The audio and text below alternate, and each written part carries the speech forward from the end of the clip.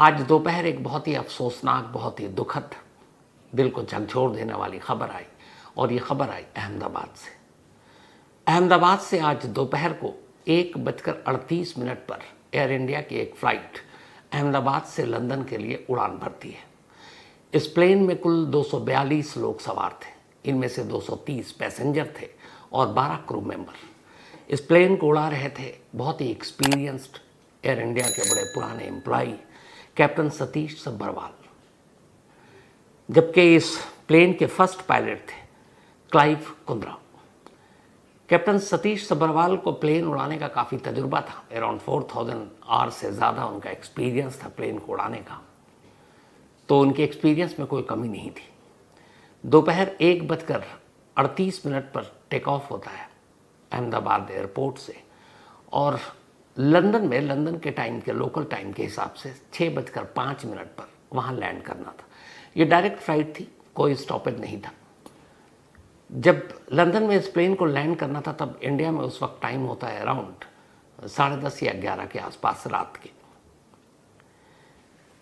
Plane अपने वक्त पर और तय वक्त पर इस प्लेन ने उड़ान भरा 1:38 और 39 के दरमियान। इस प्लेन का नंबर था A1 यानी एयर इंडिया 171। ये जो फ्लाइट थी ये 787 बोइंग ड्रीम लाइनर थी। 787 बोइंग ड्रीम लाइनर। सबसे हैरानी की बात यह है कि पूरी दुनिया में 787 बोइंग ड्रीम लाइनर ये जो प्लेन है, ये जो इसका मेक है, ये आज से पहले कभी कोई क्रैश ही नहीं किया। 787 बोइंग के क्रैश करने का ये आज पहला इंसिडेंट इस दुनिया में हुआ है। इसका रिकॉर्ड इतना बेदाग रहा है, लेकिन आज ये हादसे का शिकार हो गया। यानी बोइंग 787 ड्रीम लाइनर पहली बार किसी हादसे का शिकार हुआ है पूरी दुनिया में। इस फ्लाइट में जो 242 लोग सवार थे उनमें से 169 इंडियन थे, 169, 53 ब्रिटिश थे, चूंकि ये प्लेन लंदन जा रही थी। इसके अलावा इसमें 7 लोग जो थे वो पुर्तगाल के थे और एक कनाडा के। तो इस तरीके से 61 फॉरेन नेशनल थे, 169 इंडियन और 12 क्रू मेंबर। फ्लाइट अपने तय वक्त पर उड़ान भरती है और इसके बाद मुश्किल से 2 मिनट बीतता नहीं है। अहमदाबाद के रनवे से सिर्फ और सिर्फ 625 फीट 625 फीट की दूरी पर यह प्लेन थी और अचानक इसने अपना हाइट लूज कर दिया। ये लिफ्ट नहीं हो पा रही थी, मतलब ऊपर की तरफ। एयरपोर्ट के आसपास हर शहर में बस्तियां होती हैं, यहाँ पे भी एक बस्ती थी और प्लेन धीरे धीरे जब टेक ऑफ करने के बाद ऊपर जाने के बजाय धीरे धीरे नीचे आती है। फिर एक इमारत दिखती है, उस इमारत के पीछे ये प्लेन जाता है और उसके बाद एक आग का गोला नज़र आता है। अब जाहिर सी बात है, जहाँ पर ये प्लेन गिरा आसपास बस्ती है, बस्ती में लोग थे, बहुत सारे जो ज़मीन पर लोग थे उनके भी घायल होने की खबर है। अभी तक ये पता नहीं चल पाया है कि इन 242 लोगों में जो प्लेन के अंदर सवार थे या ज़मीन पर जिस बस्ती में ये प्लेन गिरा वहाँ कितने लोगों को नुकसान पहुँचा है। बचाव का काम ज़ोरों पर है। दिल्ली और आसपास से बचाव दल, NDRS और बाकी टीमें वहाँ पहुँच चुकी हैं। सिविल एविएशन मिनिस्टर वहाँ पहुँच रहे हैं, होम मिनिस्टर वहाँ पहुँच रहे हैं। जो बचाव का काम है वो सारी चीज़ें अब शुरू हो गई हैं देखने के लिए। लेकिन एक सवाल वो ये कि जो 787 बोइंग आज तक कभी क्रैश नहीं किया, आज पहली बार ये कैसे हादसा हुआ। तो जाहिर सी बात है कि जब जांच होगी इसके बाद ये सच्चाई सामने आएगी। लेकिन आपके पास आने से पहले कई ऐसे एक्सपर्ट्स, कई ऐसे पायलट, एविएशन एक्सपर्ट्स, उनसे मैंने बात की और उन्होंने जो कुछ बताया है, जो फिलहाल शुरुआत में नज़र आ रहा है कि यह हादसा क्यों हो सकता है, वो आपके सामने रखता हूँ। अगर आप लोगों ने सोशल मीडिया पर देखा हो तो ये प्लेन जब टेक ऑफ के बाद धीरे धीरे नीचे उस बस्ती की तरफ गिर रहा है तो प्लेन के इंजन्स में कहीं आग दिखाई नहीं दे रही। आग न दिखाई देने का मतलब ये है कि इस प्लेन को किसी बर्ड ने हिट नहीं किया। अमूमन जब टेक ऑफ या लैंडिंग के वक्त ही जो बर्ड हिटिंग के केस होते हैं वो या तो टेक ऑफ के वक्त होता है या लैंडिंग के वक्त, और जब बर्ड हिटिंग होती है तो वो सीधे इंजन में होता है और उस बर्ड हिटिंग के दौरान में आग लगती है। लेकिन दोनों इंजन सही सलामत, उसमें से कोई आग का शोला या गोला दिखाई नहीं दे रहा है। इसका मतलब ये बर्ड हिटिंग का केस नहीं है। तो फिर क्या है?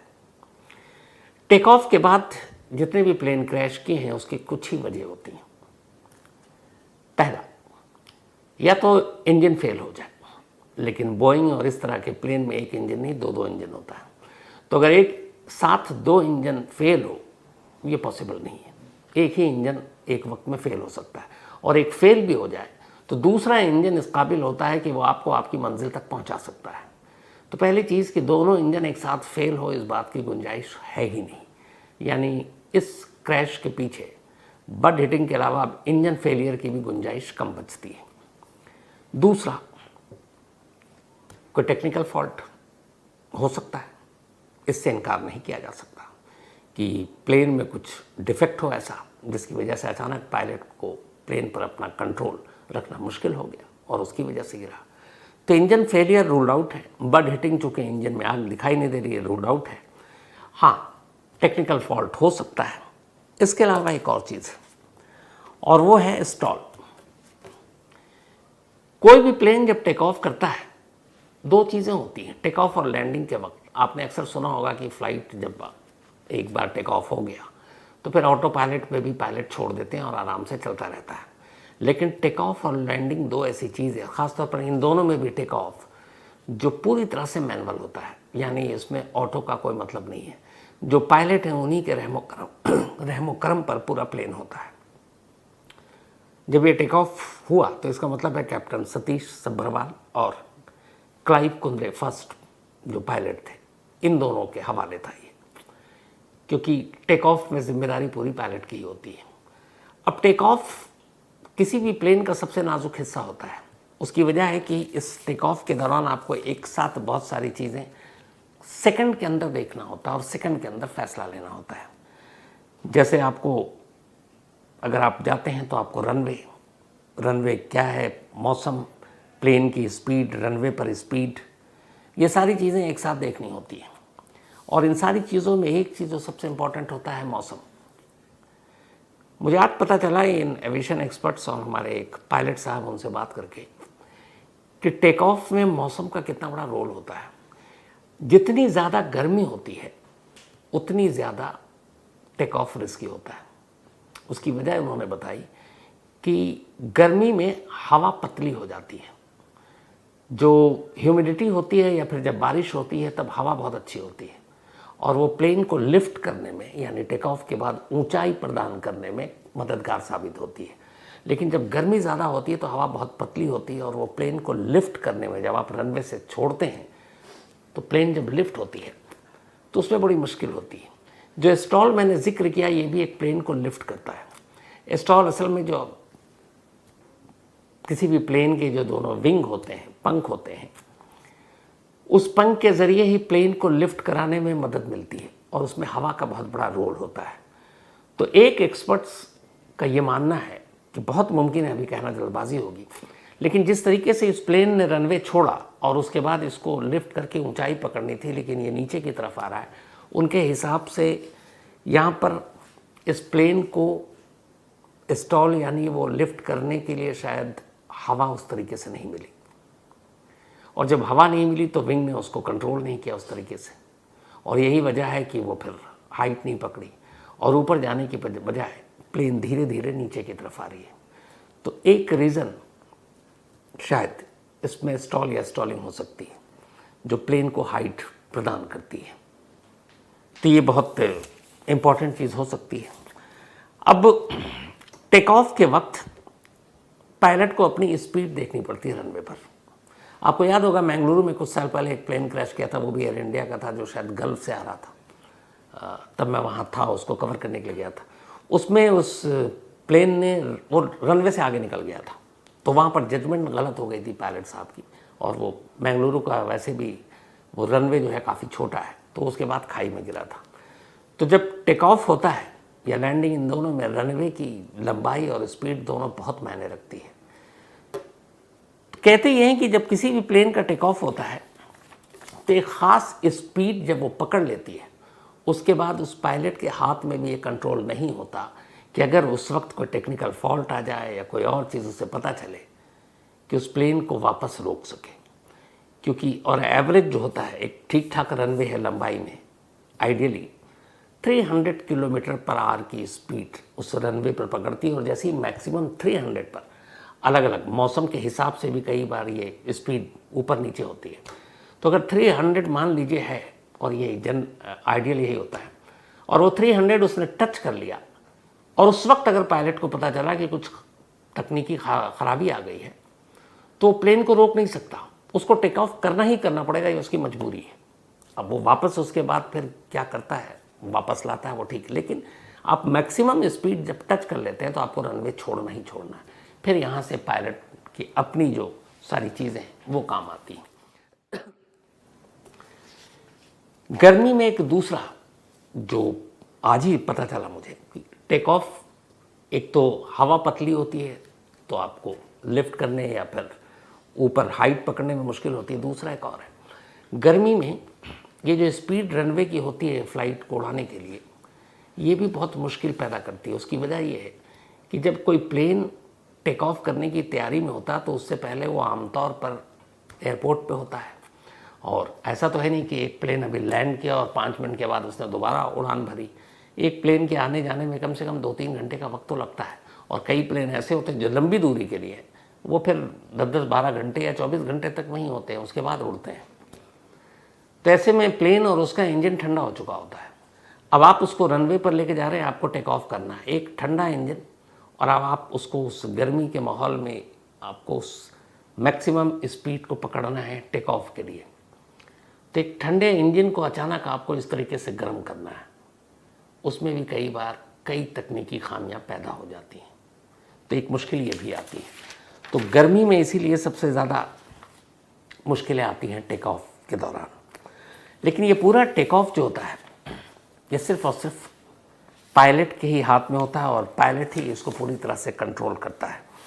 और ये जो फ्लाइट है जिसकी मैंने बात बताई कि दुनिया में पहला है 787 बोइंग जो क्रैश किया है, लगभग 11 साल पुराना ये प्लेन है, और इसकी कीमत थी जब खरीदी गई थी अराउंड 2100 करोड़, 2100 करोड़ रुपए का ये प्लेन था।